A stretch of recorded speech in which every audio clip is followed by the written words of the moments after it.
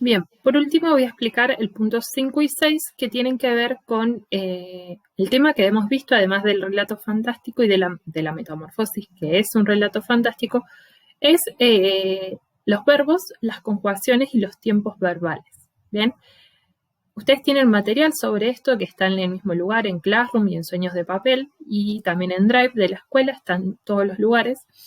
Lo trabajamos en clase y lo que tienen que hacer es, tienen un cuadro ahí, ¿sí?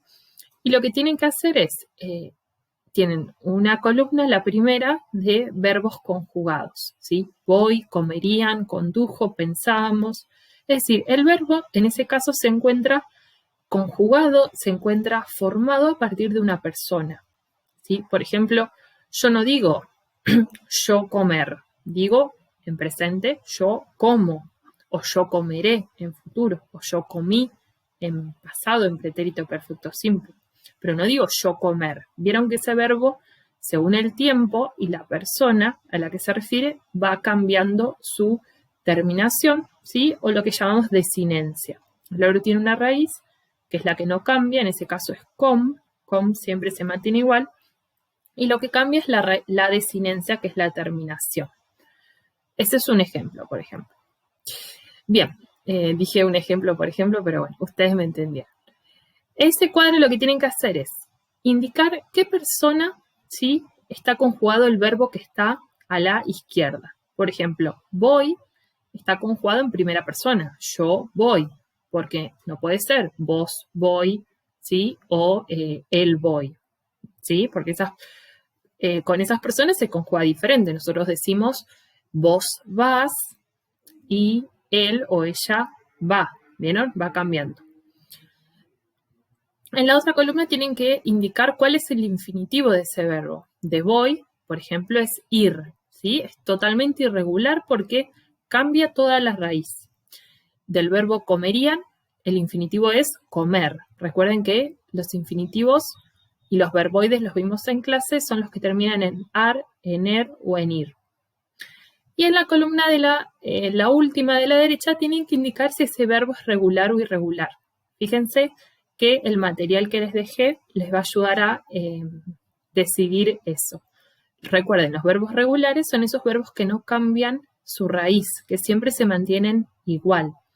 En cambio, los verbos irregulares son los que cambian la raíz, que en alguna parte del principio, ¿sí?, del verbo hay un cambio. Por ejemplo, el verbo ir es un verbo irregular. Fíjese, la primera persona del presente ya es voy, ¿sí? Letras completamente diferentes. En cambio, comer, ¿sí?, la raíz es com, y esa raíz com se mantiene en todas las conjugaciones. Entonces es un verbo regular.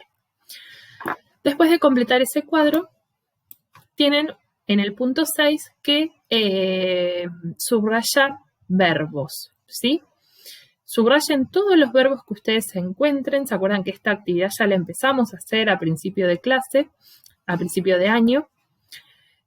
También marquen los verboides, los que habíamos visto, infinitivos, gerundios o participios, ¿sí?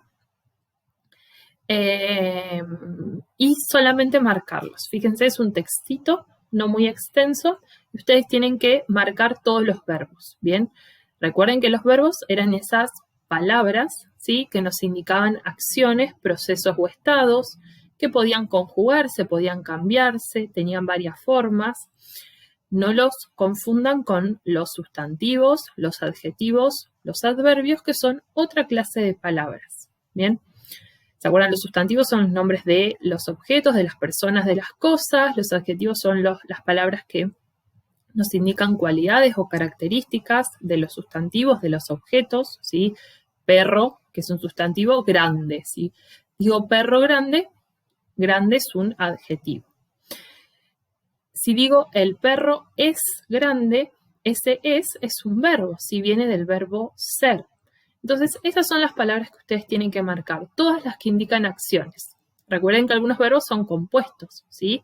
Y están formados por dos palabras. Por ejemplo, yo había salido afuera o había salido el martes. Ese había salido es todo un verbo, subrayen las dos palabras. Bueno, espero que lo puedan hacer, les mando un saludo grande y si tienen más dudas me consultan por WhatsApp y les ayudo con otro video.